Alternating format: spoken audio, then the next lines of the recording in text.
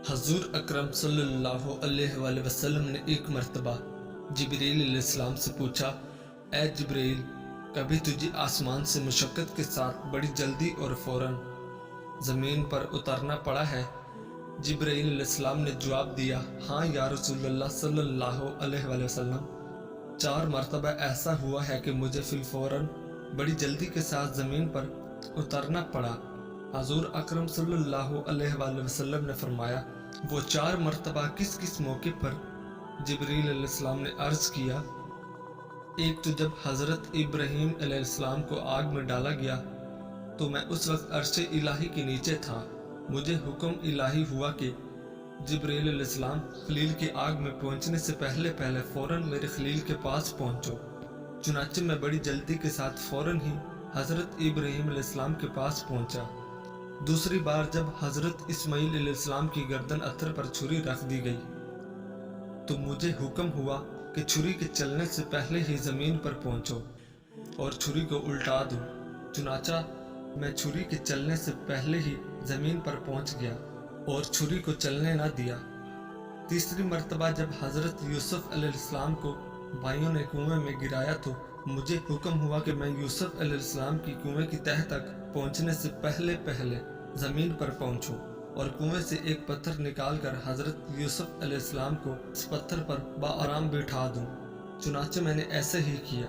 और चौथी मर्तबा या रसूलल्लाह सल्लल्लाहु अलैहि वसल्लम, जब काफरों ने हजूर पाक सल्लल्लाहु अलैहि वसल्लम का दीनदान मुबारक शहीद किया तो मुझे हुक्म इलाही हुआ कि मैं फ़ौरन ज़मीन पर पहुंचूं और हजूर पाक सल्लल्लाहु अलैहि वसल्लम का दीनदान मुबारक का खून मुबारक ज़मीन पर न गिरने दूं और ज़मीन पर गिरने से पहले ही वो खून मुबारक अपने हाथों पर ले लूं। या रसूलल्लाह सल्लल्लाहु अलैहि वसल्लम, अल्लाह ने मुझे फरमाया था, अगर मेरे महबूब का ये खून ज़मीन पर गिर गया तो क़यामत तक ज़मीन में से ना कोई सब्ज़ी उगेगी और ना ही कोई दरख्त। मैं बड़ी जल्दी के साथ ज़मीन पर पहुंचा और हजूर पाक सल्लल्लाहु अलैहि वसल्लम के खून मुबारक को अपने हाथ पर ले लिया। अब हजूर करीम सल्लल्लाहु अलैहि वसल्लम का अरशाद पाक है कि और तुम्हारे रब ने फरमाया, मुझे पुकारो, मैं तुम्हारी दुआ कबूल करूँगा। हजूर अकरम सल्लल्लाहु अलैहि वसल्लम ने भी दुआओं की अहमियत और उनके फ़ायदे का जिक्र फरमाते हुए अपनी उम्मत को दुआएं मांगने की तरगीब दिलाई और फरमाया कि अल्लाह पाक की बारगाह में दुआ से बढ़कर इज़्ज़त वाली कोई चीज़ नहीं है। और दुआओं की अहमियत का इजहार करते हुए फरमाया कि अब दुआओं इबादत का मग़ज़ है। एक और जगह फरमाया है कि जो अल्लाह पाक से दुआ नहीं मांगता अल्लाह उससे नाराज़ होता है। हज़रत दरदा रज़ियल्लाहु ताला अन्हु से रवायत है कि जो बंदा ये दुआ 7 मरतबा पढ़ेगा अल्लाह पाक उसके गम और परेशानी को दूर कर देंगे। वो दुआ ये है, हस्बी अल्लाहु ला इलाहा इल्ला हुवा इलैहि तवक्कलतु व हुवा रब्बुल अर्शिल अज़ीम।